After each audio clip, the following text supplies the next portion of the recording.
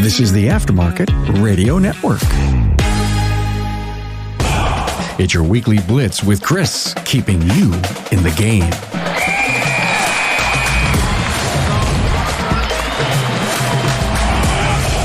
Hello and good morning, everybody. I hope the new year's treating you well and you're having a great day. Man, I can't believe it's the 1st of February already. Is this insane? Like we're 1/12 of the way through the year already. Coach Chris Cotton here from AutoFix-Auto Shop Coaching, where we work hard to support your financial success. As you get into today's episode, you may know someone in your network who can benefit from what I'm talking about today. So please take time to share personally or through your social network. If you have an idea for a show topic or just want to talk shop, feel free to get with me at chris@autofixsos.com.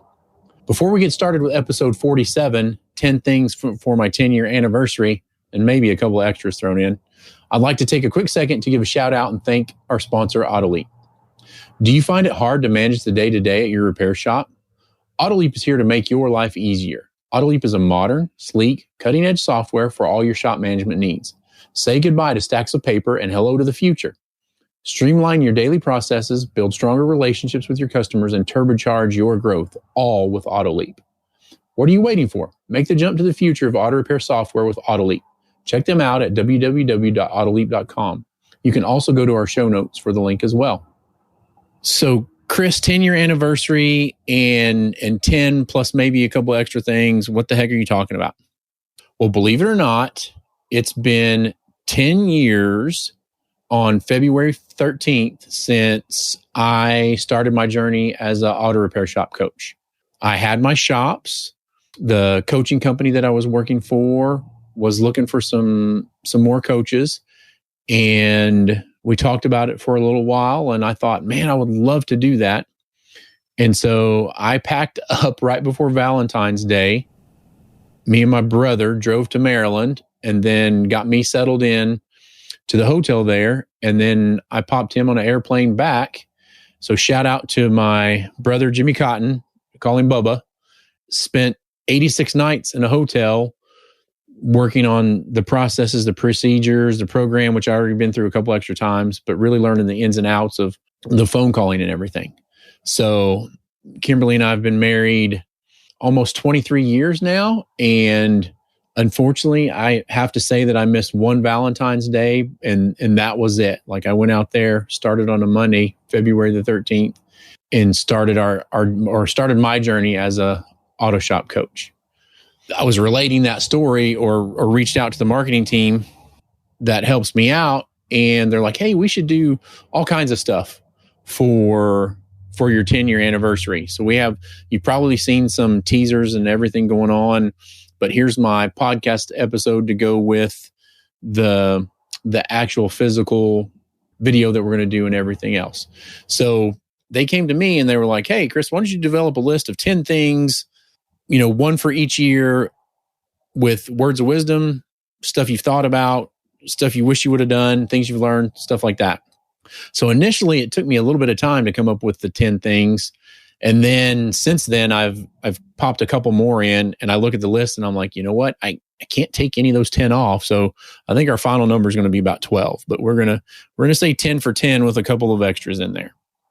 So let's roll into those and talk about them just a little bit.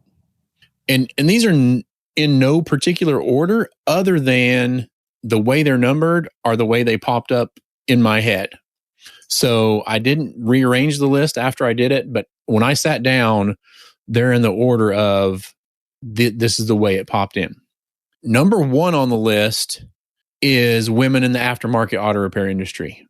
I personally have had female service advisors or women service advisors and women technicians. They were great. They're easy to teach. They listen well. And in both instances, they were green to the industry, and we were able to work with them and do some really great things with them. The technician that I had, she was straight out of tech school through the local VOTEC that we had been working with. We hired her in from that program and started. And just like every other technicians. There were certain things that she loved to do and things that she didn't. Honestly, I've never sold so many valve cover gaskets in my whole entire life as we did when she got in there. That was one of the things that she loved to do, is valve cover gaskets. So every inspection that she did, she'd send it to us, show it, look at it, be like, oh, yep, those are seeping. Those need to be changed. And she did a great job on them. The other young lady that we hired for the service counter came from the salon industry, and she did really great. She did as great as I could take her.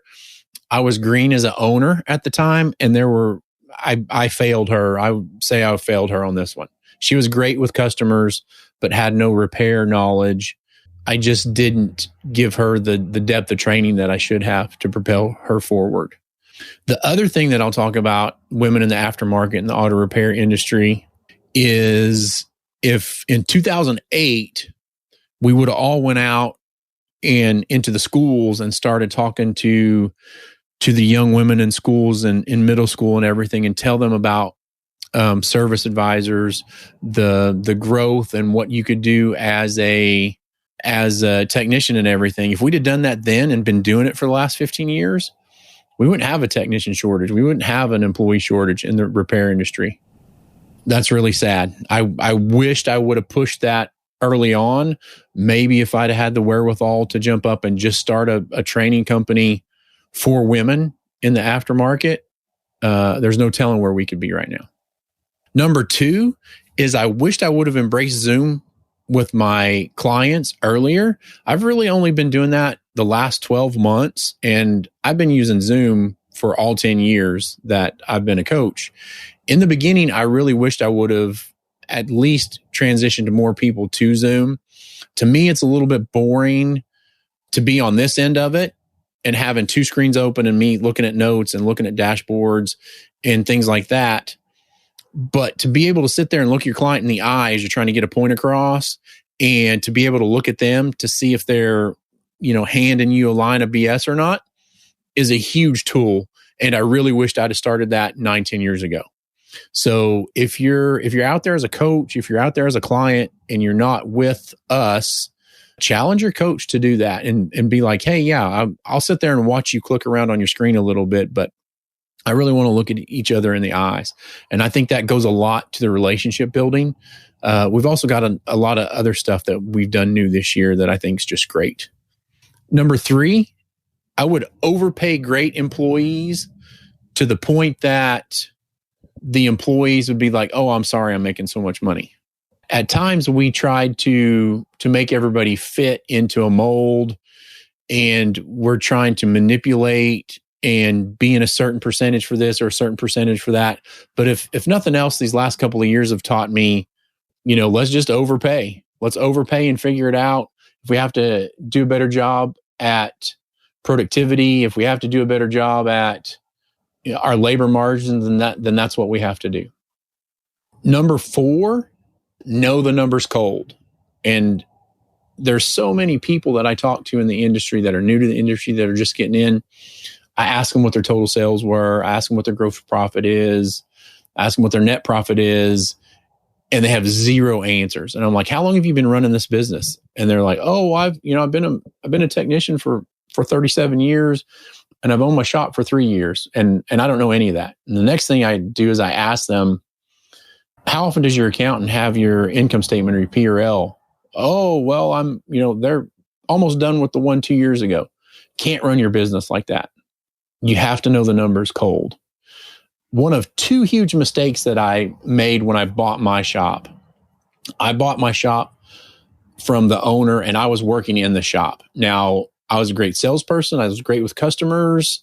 We were letting the current matrix that we had help us with the billing, all of those types of things. And I wasn't granted permission to control much of those numbers, but I didn't know, right? So same thing for me. At that point, I was great at sales, great with people, but I didn't know what I didn't know. I didn't know the margins. So the shop I bought, after I bought it, we got to looking at it, and we're studying income statements, and I had some people help me look at the numbers. And I'm pretty ashamed to let everybody know this, but the good thing is there's a silver lining in it. We got way better with it. But the first time I had somebody from outside the business look at the numbers and look at it, our gross profit was 22%. And I know, right? Everybody just gasped, like, gross profit, 22%. How could that be? That's what it was. And my net was minus 3%. The great thing is we always had money in the business because we were, $1.5 million to $1 million shop. So there was always cash flow, but we were riding that fine line where, we were one bad thing from happening away from having to shut the doors. And the great thing I have to tell you is 6-7 years later, when I went to become a coach, we had taken that from a 22% gross profit to almost a 75% gross profit and a minus 3 net to a 33% net, 30% net. It's possible, it's doable, but boy, you have to have that huge heart to heart with yourself in the beginning, like, oh man, I don't know what I don't know. And so I thought I could always sell my way out of whatever issue I was going through. But if you're not making any money, you can't sell your way out of it. So know your numbers cold. Number 5, I wished I would have said no more often. And by no, I mean no to outside influences, things that were trying to pull me away from the business, and things that I allowed to pull me away from the business. I don't ever want to say no to a client, and then I don't ever want to say no, if at all possible, to an employee. But outside of that, I wished I would have said no more often. Number 6, more content. And this goes from a shop owner standpoint and a coaching standpoint. I knew 4 years ago that I needed to put out more content on Facebook, videos. I would have never thought of an episode or podcast episode until this last year or so.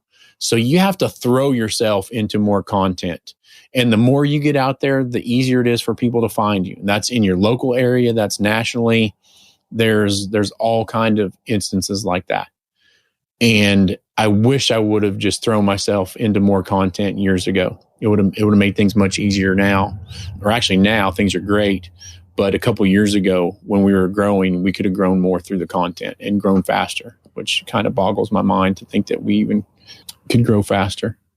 The other thing I'll say about that is back, quote unquote, in the olden days, at the very beginning of internet, we had our shop and we had 2 instances where we had like 20 inches of snow. It's typical springtime in Oklahoma, right? We had 20 inches of snow. It all melted. It was like 70 degrees. And then the next week, the same thing happened again. I went through and started the Facebook business page, started adding content to it. And at the time, it was just like posts and pictures. There was no video or anything like that. For about the next year, most of our new customers came from Facebook because we were able to rank on the old interwebs through just our Facebook page. And then we went into a web page and some other things like that. So content is king, and content can take you a lot of places. Number 7, I wished, and this is where I live now, is I live in the mindset that I'm going to throw out whatever playbook that I'm used to and create my own playbook.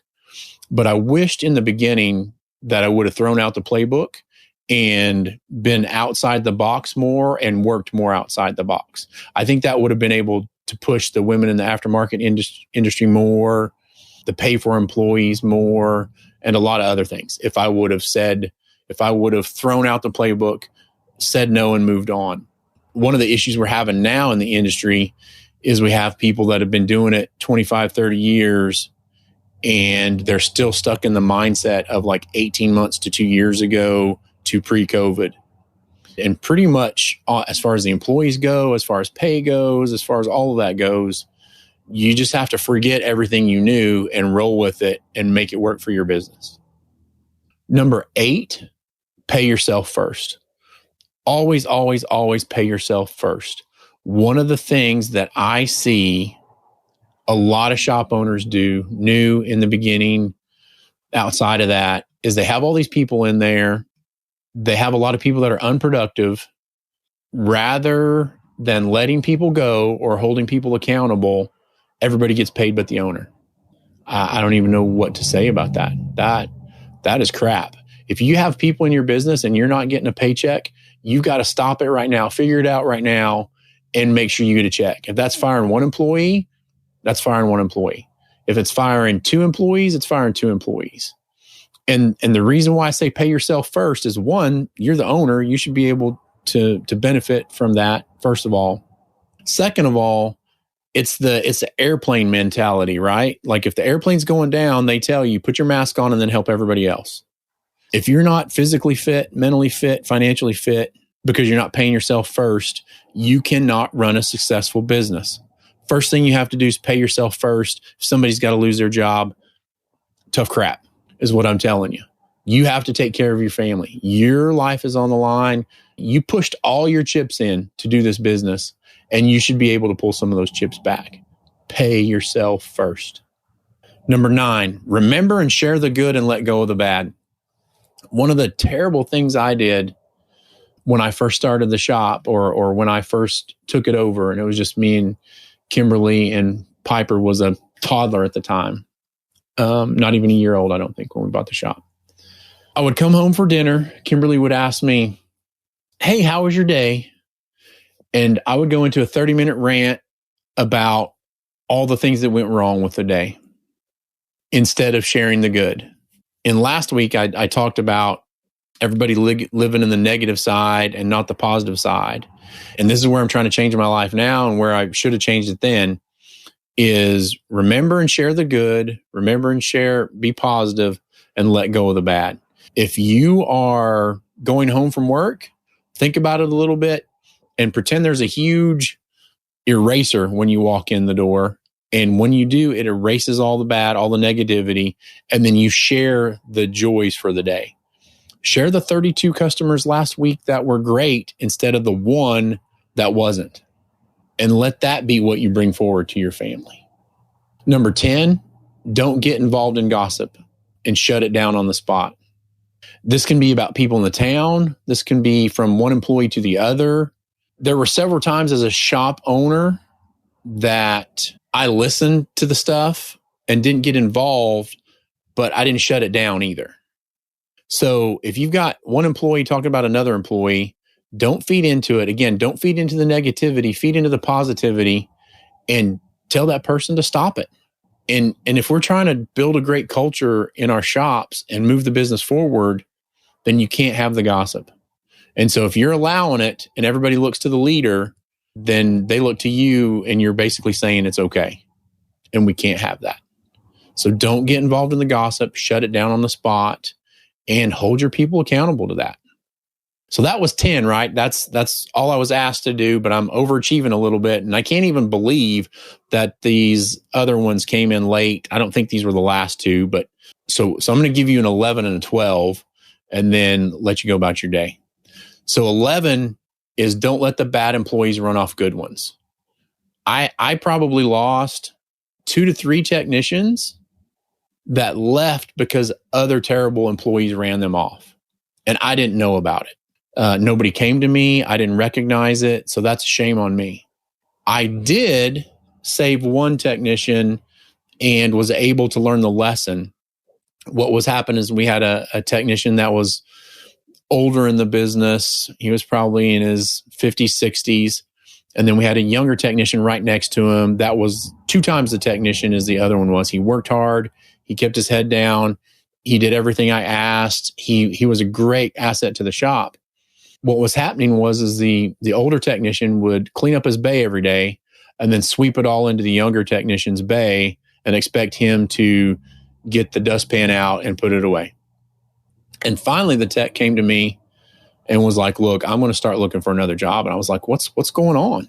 And he told me, and I was like, okay, I'm going to take care of it. It just so happened that we had another issue with the older technician within the same week. So I basically fired him on the spot, which he was one of the legacy employees that we had in the business that had been there for 15, 20 years before I bought the business. And I don't think he thought I had the stones to let him go. And I did, and I let him go. Again, don't let the bad employees run off good ones. And I'm also going to say this is just a thought I just had. If you're in a business and you have legacy employees, think about making everybody reapply for their job. And if you wouldn't rehire them, why the hell are they in your business? Toss them out of there. You don't need that headache. I don't care, quote unquote, the technician shortage. It's all crap. It's a state of mind. Think positive, and positive things will happen. Do not suffer the fools in your business. And number 12, this is last but definitely not least, right? So number 12 is implement auto shop profits and cash flow in your business. I cannot believe the opportunity that I missed for having something so simple in my business. This could have gotten me 2x, 3x, 4x the returns of what I got on that business if I had thought about it, known it, and implemented it. And if there's one thing that I can cross my fingers and wish that you had in your business, it's the auto shop profits and cash flow system. Make sure you're controlling your money. Make sure you're making money. And again, it goes back to the other one. Make sure you're paying yourself, okay? Hey, everybody. Thanks for taking time out of your busy day to listen. If you haven't found us on Apple Podcasts and or Spotify and follow us for free, then why not? I'm sure there's someone you care about who can benefit from our talk here today, so please feel free to share or forward this episode on to them. This has been Coach Chris Cotton from AutoFix-Auto Shop Coaching. If you find yourself struggling in your auto repair business or have a feeling like you don't know what you don't know, but you're eager to learn and grow your business, then please feel free to reach out to me. Chris at AutoFixSOS.com, or give me a call at 940-400-1008. Time to get out and rise and grind, everybody. Have a great day. If you see me on social media or whatever, please feel free to wish me happy 10-year anniversary.